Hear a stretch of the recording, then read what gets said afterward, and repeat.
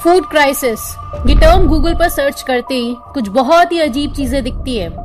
Times of India की headline, Sri Lanka कह रहा है कि हम सब खाने की कमी से मर जाएंगे। द इकोनॉमिस्ट की headline, the coming food catastrophe. United nation के सेक्रेटरी जनरल एंटोनियो गुटेरेस की वार्निंग कि रशिया यूक्रेन की लड़ाई से ग्लोबल फूड क्राइसिस आ सकती है। और इन सब से ज्यादा अजीब, विकिपीडिया ऑलरेडी एक डेडिकेटेड पेज बना चुका है और ये देखिए क्या लिखा है। फूड क्राइसिस स्टार्ट डेट 2022 और लोकेशन अर्थ। यानी ये किसी कंट्री स्पेसिफिक के लिए नहीं बल्कि पूरी अर्थ के लिए पेज बनाया जा चुका है कि world food crisis already start हो चुके हैं। ये सब अचानक हो क्या रहा है और क्या इंडिया को भी इस भीषण फूड क्राइसिस से गुजरना पड़ेगा? और कैसे एक बार फिर से ब्लैक ऑलरेडी इस क्राइसिस के लिए अपना प्रोडक्ट ला चुका है, ठीक पिछली बार की तरह। ये सारी इंटरनेशनल लेवल पर चल रही चीजें आज 2022 में आप सभी 1.8 लाख सोल्स का जान लेना बेहद ही जरूरी हो चुका है।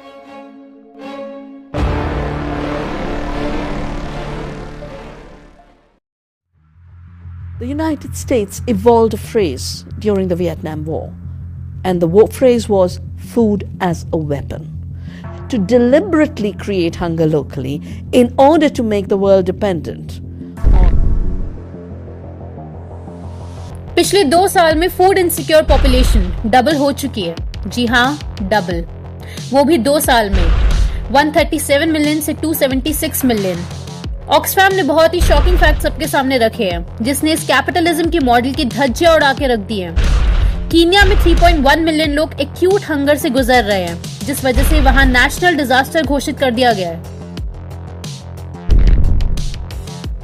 सोमालिया में खाने की कमी से करीब 1 मिलियन लाइफ स्टॉक एनिमल्स मर चुके हैं। सोमालिया की पॉपुलेशन 16 मिलियन है और उसमें से 3.5 मिलियन लोग एक्यूट फूड शॉर्टेज से गुजर रहे हैं और करीब 90% कंट्री सिवियर ड्राउट फेस कर रही है। और अकेले ईस्ट अफ्रीका में 28 मिलियन एक्सट्रीम हंगर फेस कर सकते हैं। ये इतनी भीषण स्थिति और फैक्ट्स जो ऑक्सफैम ने दी है कि कितना भी हम डेटा बताएं वो रियलिटी समझने के लिए कम है। एक्सट्रीम हंगर, ये चीज कभी भी शब्दों में एक्सप्लेन नहीं करी जा सकती। एक्सट्रीम हंगर यानी वो लोग जो भूख से मर जाएंगे अगर कुछ नहीं किया गया। और अफ्रीका, ये वो जगह है जहां ब्लैक अपनी टीम के साथ पिछले 16 सालों से alliance for a green revolution in Africa AGRA के थ्रू एग्रीकल्चर कंट्रोल कर रहा था। ये बात आप भूलेगा नहीं। इससे रिलेटेड आप हमारी पिछले साल आई ये प्रेजेंटेशन देख सकते हैं, डिस्क्रिप्शन बॉक्स में दी हुई है। अगर आप इंडिया में हैं और सोच रहे हैं कि आप पर इसका ज्यादा असर नहीं पड़ेगा तो आप 20 मई की एक्सट्रीमली अजीब न्यूज देखिए। यूपी गवर्नमेंट अंत्योदय योजना के अंडर 20 मई 2022 से पहले तक 20 केजी वीट हर फैमिली को हर महीने देती थी अंत्योदय राशन कार्ड से। वो 20 केजी से घटाकर 14 केजी कर दिया गया। दोस्तों, अंत्योदय कार्ड होल्डर्स वो हैं जो देश में सबसे ज्यादा गरीब है। ये वो लोग हैं जो तालाबंदी में भूख से मरे थे। तो यूपी सरकार ने फूड क्राइसिस के चलते ये अजीब फैसला लिया है कि गेहूं बचाने के लिए इस तबके के लोगों को गेहूं देना ही कम कर दो। अयोध्या नामकरण हो गया ना।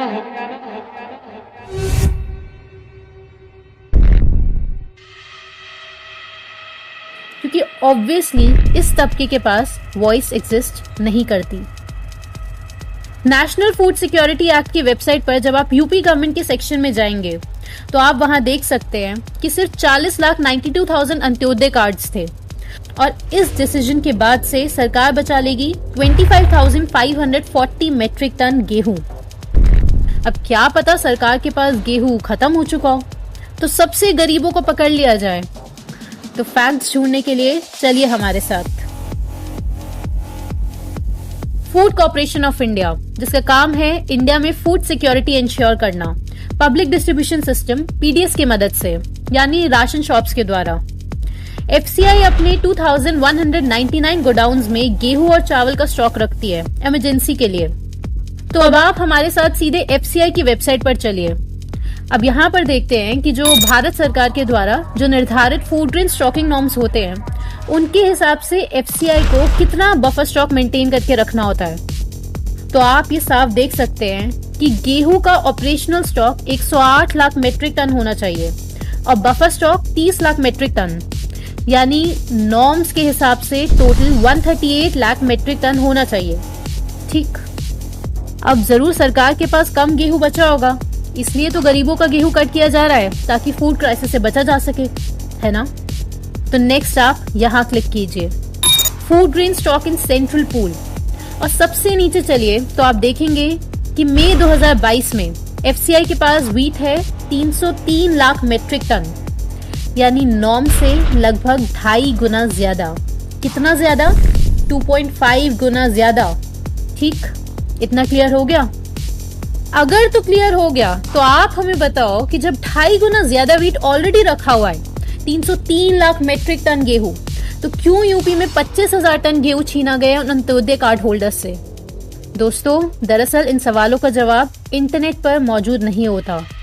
ज्यादा से ज्यादा आपको ये सिंपल से सेंटेंस नेक्स्ट 6 महीने तक हर कोई सुनाता हुआ मिल जाएगा कि हीट वेव, क्लाइमेट चेंज, कोविड-19 से पहले ही फूड प्रोडक्शन घट चुका था, और फिर ये रशिया यूक्रेन वॉर से असली दिक्कत शुरू हुई, क्योंकि यूक्रेन और Russia one of the biggest food grain producer और एक्सपोर्टर है। There is no effective solution to the food crisis without reintegrating Ukraine's food production as well as the food and fertilizer produced by Russia and Belarus into world markets despite the war. लेकिन ये सिर्फ आधा सच है। अब आप हमारे साथ इन sentences से बाहर की दुनिया में चलिए और ये बहुत ही मिस्टीरियस न्यूज देखिए, जो कभी भी ऑब्वियसली टीवी मीडिया नहीं दिखाने वाली। दुनिया में फूड क्राइसिस आने वाले हैं तो खेती तो बढ़ानी चाहिए, है ना? आप अप्रैल 2021 की ये हेडलाइन पढ़िए, the Biden administration will pay farmers more money not to farm. जी हाँ, ये बिल्कुल सही पढ़ा आपने। खेती ना करने के लिए बहुत ज्यादा पैसे दिए जा रहे हैं फार्मर्स को, क्योंकि यूएस गवर्नमेंट की कोशिश थी कि 4 मिलियन एकड़ फार्मलैंड खेती से हटा दिए जाए, क्योंकि खेती से ग्रीन हाउस गैसेस जैसे कि मीथेन रिलीज होती है और उससे ग्लोबल वार्मिंग होती है। ये बाइडेन की बातें हमारे नए दोस्तों को सुनने में अजीब लग रहा होगा, लेकिन ये बात फंडेड रिसर्चर्स के द्वारा ऑलरेडी वेल एस्टैब्लिश की जा चुकी है। तो क्या आप खेती नहीं करें हम? ये पिछले साल हमने अपनी एक वीडियो में कवर करा था, आप ये पिछले साल की क्लिप देखिए।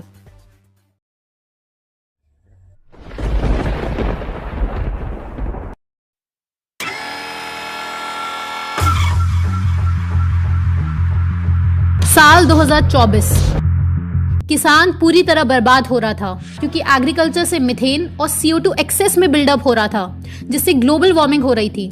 ये फंडेड रिसर्च से साबित किया जा चुका था, और इसका सोल्यूशन ले आया था ब्लैक 2 तरीकों से। पहला, जेनेटिकली मॉडिफाइड सीड्स, जो कि एक टाइम पे फैक्ट था कि कैंसरस है, वो गैस लाइटिंग की मदद से हेल्दी साबित किया जा चुका था और देशों पर थोप दिया जा चुका था, क्योंकि अधिकतर रिसर्च इंस्टीट्यूट, साइंटिफिक और medical journals, international health organisation, Monsanto, Bayer, John Deere, Svalbard seed vault, CGIAR सब फंडेड थे एक बंदरों के ग्रुप के द्वारा, जिसका फेस था ब्लैक। दोस्तों, दरअसल यहाँ गेम है जेनेटिकली मॉडिफाइड फूड प्रमोट करने का। इनफैक्ट ब्लैक के पास जेनेटिकली मॉडिफाइड फूड का जो जायंट है मोनसांटो, उसके 5 लाख से ज्यादा शेयर्स हैं, जो GM फूड और कैंसर का बादशाह है। Well, Bill Gates is actually continuing the work of Monsanto. Black already USA का बिगेस्ट फार्मलैंड ओनर है। ब्लैक एग्रीकल्चर कंपनी की बिगेस्ट कंपनी जॉन डीरी का बिगेस्ट शेयर होल्डर है। बिल गेट्स का एग्रीकल्चर पर कंट्रोल, ये सारे टॉपिक्स हमने पिछले साल की इन प्रेजेंटेशंस में कवर किए हुए हैं। नेक्स्ट आप ये न्यूज देखिए, यूके गवर्नमेंट टू पे ओल्डर फार्मर्स टू रिटायर, क्योंकि इनका कहना है कि ओल्ड फार्मर्स न्यू टेक्नोलॉजी जैसे GM क्रॉप्स एक्सेप्ट और यूज नहीं करना चाहते, इसलिए ग्लोबल वार्मिंग हो रही है।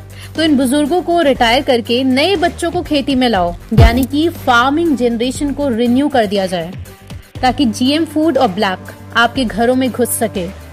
और इंटरनेशनल लेवल पर एक नया कॉन्सेप्ट आ चुका है, फार्म जनरेशनल रिन्यूअल, जिसके तहत ये सारी कोशिशें की जा रही हैं। श्रीलंका की बुद्धू सरकार भी इसी वजह से आज अपने घुटनों पर आ चुकी है, क्योंकि एग्रीकल्चर से ग्रीन हाउस गैसेस रिलीज होती हैं। इसका बहुत लंबा रीजन है, नेक्स्ट प्रेजेंटेशन में हम कवर करेंगे। नेक्स्ट आप ये देखिए, राजस्थान गवर्नमेंट ऑलरेडी डिक्लेयर कर चुकी है कि कोई भी इंसान शहर में एक से ज्यादा गाय नहीं पाल सकता और कुछ ऐसे नॉर्म्स लाए जा चुके हैं जिसकी वजह से ये रिपोर्ट सामने आ रही है कि राजस्थान में अब 95% लोग गाय नहीं रख पाएंगे। इस कानून के लागू होने से राजस्थान की 95% जनता गौपालन नहीं कर पाएगी, जिसमें हम भी आते हैं। उसके बाद अगर आपकी लाइसेंस शुदा गौ माता सड़कों पर भ्रमण करती हुई पाई गई तो 5 से 10 हजार रूपए जुर्माना आपसे वसूला जाएगा। अगर आप शहर में रहते हैं तो एक गाय को रखने के लिए कम से कम 500 वर्ग मीटर का घर चाहिए, जो कि राजस्थान की 90% जनता के पास नहीं है। जिससे ऑब्वियसली मिल्क प्राइसेस इंक्रीज होंगे, जिससे ऑब्वियसली एक और फूड आइटम महंगा होने वाला है। और फूड क्राइसिस का मतलब सिर्फ भोजन की कमी नहीं होता, महंगा भोजन भी होता है। ये 3 न्यूज आपने सुनी। ये सुनकर ऐसा नहीं लग रहा आपको कि दुनिया में खाना ज्यादा प्रोड्यूस हो चुका है, तो चलो थोड़ा कम कर दिया जाए दुनिया में भोजन। इसके अलावा बहुत बड़े स्तर पर एनिमल कलिंग शुरू हो चुकी है क्योंकि बीमारियां फैल रही हैं। ये साबित किया जा चुका है, जिससे जल्द ही नॉनवेज फूड आइटम के दाम भी बढ़ सकते हैं। और हर बार की तरह इस बार भी फूड क्राइसिस का सलूशन है ब्लैक के पास, जेनेटिकली मॉडिफाइड क्रॉप्स और ब्लू रिवर टेक्नोलॉजी।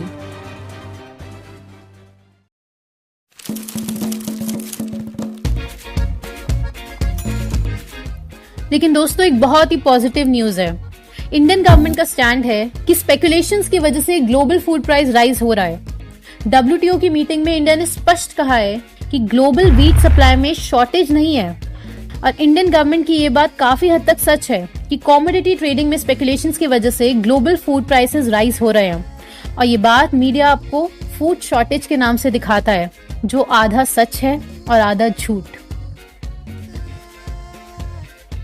पिछले कुछ मंथ्स में इंडियन गवर्नमेंट ने बहुत स्ट्रॉन्ग स्टैंड लिया है WHO के अगेंस्ट, जो ऑब्वियसली मीडिया में कवर नहीं किए हैं, और WTO के अगेंस्ट। WTO से इंडिया हमेशा भिड़ा हुआ रहता है इम्बर बॉक्स सब्सिडी की वजह से। और ये बहुत ही पॉजिटिव न्यूज है उन लोगों के लिए जो पूरा द ग्रेट रीसेट और न्यू वर्ल्ड ऑर्डर का कॉन्सेप्ट डेप्थ में जानते हैं। जेनेटिकली मॉडिफाइड क्रॉप्स को साइंस कितना डेंजरस साबित कर चुका है, इसके ऊपर पिछले साल हमने काफी प्रेजेंटेशंस बनाई थी। ये वाली प्रेजेंटेशन जरूर देखिएगा। दरअसल ये फूड क्राइसिस हमारे पुराने साथियों के लिए बिल्कुल भी चौंकाने वाली न्यूज नहीं है। ये एज एक्सपेक्टेड ही चल रहा है, बस आज दुनिया में दिखने लगा है। अगर आप इस इंटरनेशनल लेवल पर चल रहे गेम को समझ पाते हैं तो आप हमसे जरूर जुड़े, क्योंकि इसका सलूशन ही IMPH है। हमारी कोशिश में हमारे साथ आए। IMPH क्या है और उससे कैसे जुड़े, इसके लिए आप द फाइनल गेम लिखकर इस नंबर पर व्हाट्सएप करें, जिससे आप डायरेक्ट हमसे वेबिनार में जुड़ सकते हैं, जिसमें आप हमारे साथ मिलकर आगे बढ़ते हैं। दोस्तों, आप चाहें तो टीम लाइफस्टाइल को सपोर्ट कर सकते हैं ऐसे और प्रेजेंटेशंस देखने के लिए कि कैसे इंटरनेशनल लेवल पर वर्ल्ड इवेंट्स क्रिएट करे जाते हैं। इन रिसर्च वर्क और इन प्रेजेंटेशन को बनाने में काफी मैनर्स लगते हैं। डिस्क्रिप्शन में दिए गए लिंक पर क्लिक करके आप हमें सपोर्ट कर सकते हैं, जिससे आप हमारे बेस स्टेशंस पर चल रही ट्रेनिंग का हिस्सा भी बन सकते हैं।